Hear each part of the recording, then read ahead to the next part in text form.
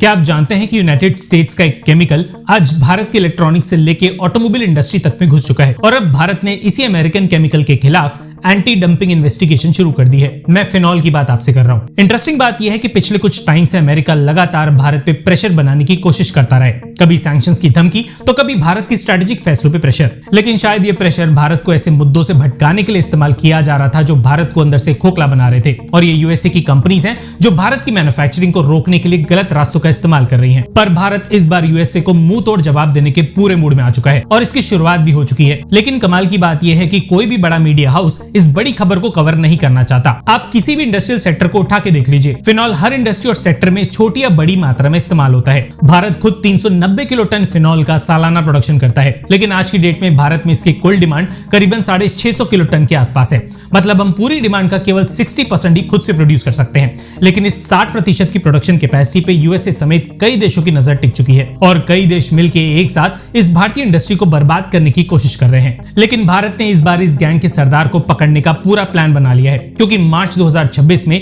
भारत ने United states से आने वाले फिनॉल के खिलाफ एंटी डंपिंग इन्वेस्टिगेशन ऑफिशियली शुरू कर दी है। फिनॉल कोई आम केमिकल नहीं है, ये वही केमिकल है जिसका इस्तेमाल plywood, laminate, plastic, automobile parts, electronic components और मेडिसिन तक में बनाने में होता है। मतलब भारत की मैन्युफैक्चरिंग सप्लाई चेन का एक बड़ा हिस्सा आज फिनॉल पे डिपेंडेंट है। जैसा कि मैंने बताया कि भारत अपनी कुल डिमांड का भी केवल 60% फिनॉल ही खुद से प्रोड्यूस कर सकता है, लेकिन बचा हुआ 40% फिनॉल हम उस रेट पे इंपोर्ट करते हैं जिससे डोमेस्टिक मैन्युफैक्चरर्स को किसी भी तरह का कोई नुकसान नहीं पहुंचे। हालांकि कुछ देश अपनी मनमानी करने से बाज नहीं आते और भारत में इतनी बड़ी डिमांड को देखते हुए ऐसे देश गैर कानूनी रूप से डंपिंग करने लगते हैं। इस बार इन देशों की लिस्ट में यूएसए के अलावा Saudi Arabia, Singapore, south Africa, south Korea, Taiwan और थाईलैंड जैसे देश शामिल हैं, जो फिनॉल की भारी भरकम डंपिंग पिछले कुछ महीनों से शुरू कर चुके हैं। अब इंटरेस्टिंग बात यह है कि भारत पहले भी अमेरिकन फिनॉल पे एक्शन ले चुका है। 2012 से 2013 के बीच भारत ने अमेरिका से करीबन 90,000 टन फिनॉल का इंपोर्ट किया था, जो उस समय भारत के टोटल फिनॉल इंपोर्ट का लगभग 56% हिस्सा था। और इसी पीरियड में भारतीय मैन्युफैक्चरर्स की सेल्स और मार्केट शेयर दोनों गिरने लगे थे।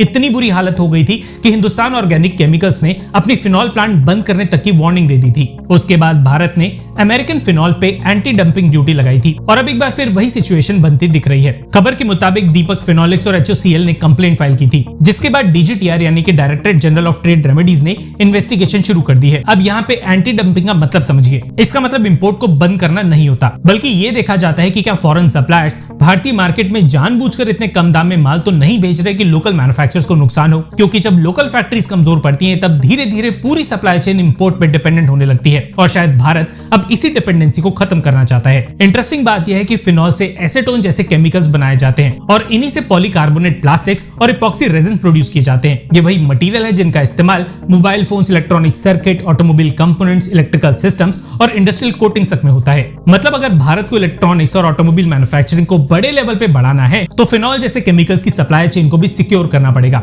हो सकता है कि आने वाले कुछ ही महीनों में यूनाइटेड स्टेट्स से आने वाले फिनॉल पे भारत एंटी डंपिंग ड्यूटी भी लगा दे, और अगर ऐसा होता है तो इसका सीधा फायदा भारतीय केमिकल मैन्युफैक्चरर्स को मिल सकता है। देखिए, किसी भी देश की मैन्युफैक्चरिंग सिर्फ फाइनल प्रोडक्ट से मजबूत नहीं होती। असली कंट्रोल उस देश के पास होता है जो रॉ मटेरियल और इंडस्ट्रियल केमिकल्स की सप्लाई चेन को कंट्रोल करता है। हमारी तरह अगर आप भी चाहते हैं कि भारत पूरी मैन्युफैक्चरिंग सप्लाई चेन में मजबूत बने तो कमेंट सेक्शन में MII यानी मेक इन इंडिया जरूर लिख दीजिएगा। धन्यवाद। जय हिंद।